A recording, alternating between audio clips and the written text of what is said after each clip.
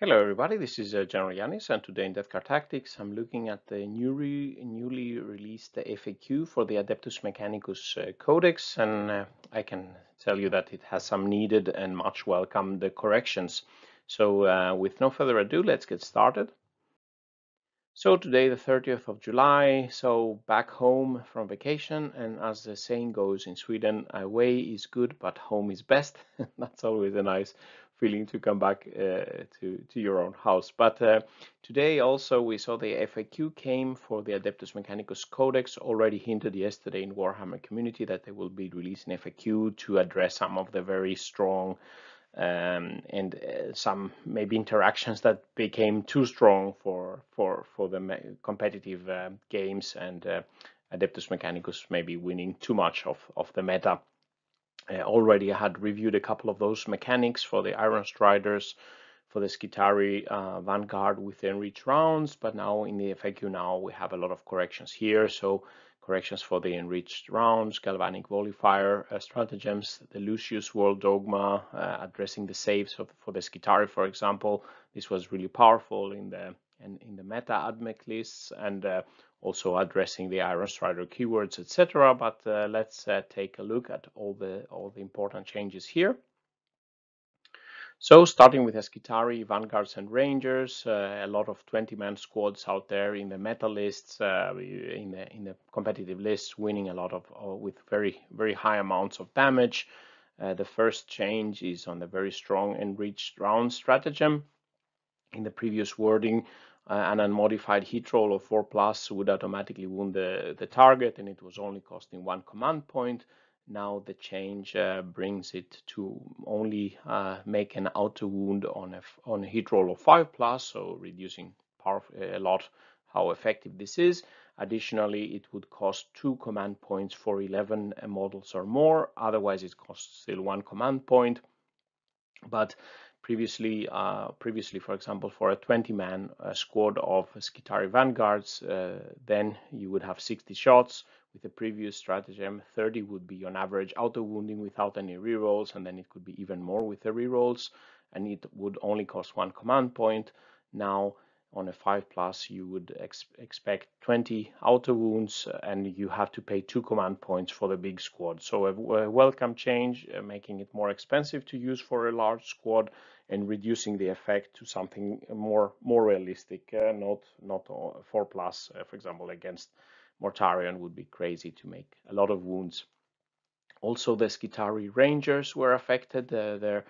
Their stratagem, galvanic volifier, was also powerful and quite often used.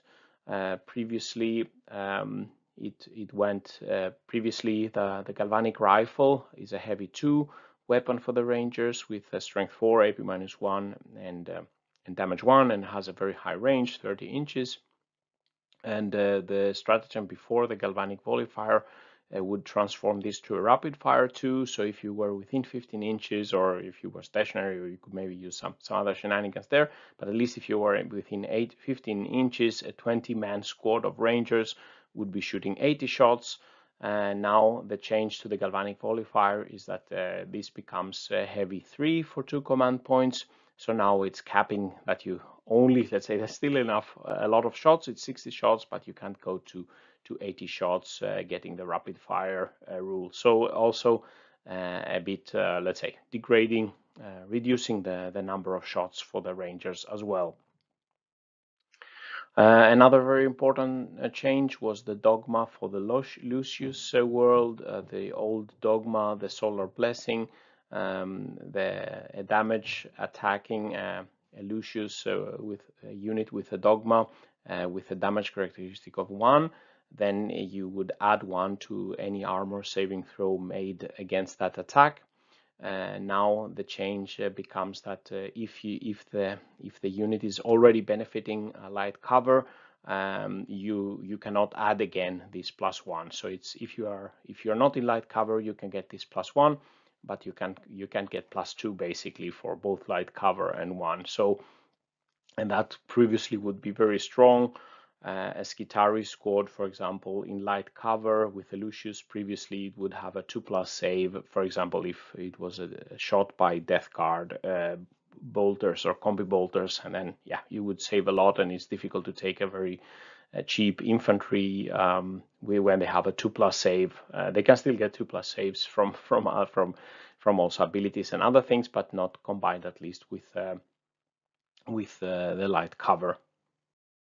And then finally, one more important change: the Ironstriders that I reviewed, also with a very potent Cognis las cannons. They are losing the core keyword. Also, the Sidonian Dragoons are also losing the core keyword. And then, of course, losing the core keyword affects how high you can buff the attacks. The Ironstriders were cheap and had very strong Cognis las cannons with D3+3, strength 9 weapon type, and get benefit with a core keyword. They could reroll wound rolls, all hit rolls, etc., etc. Now losing the core, it brings them a bit more on par with other vehicles out there. So summarizing and some final thoughts of this short video reviewing the FAQ. I think, in my opinion, this has been a couple of welcome changes, and I think they address a lot of the maybe too powerful, some very powerful, and to most people I would think agree that they were too powerful interactions in the Admech codex. It's important that the durability of the Skitari has been reduced, or the Elusius world versus damage 1 weapons, not benefiting additionally from light cover, at the same time decreasing the very strong offensive stratagems for the Skitari that were able to pump a ludicrous amount of auto wounds or shots. They can still do a lot of damage, but now it's more, brought a bit more in line and not so excessive, and costing a little bit more this very strong enriched round stratagems. Ironstriders losing core, as I said, the Cognis twin las cannon, very potent weapon that definitely would help.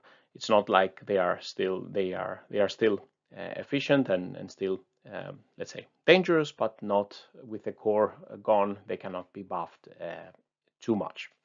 So this concludes this rather short video for the FAQ. What do you think about these changes? Do you leave some comments below?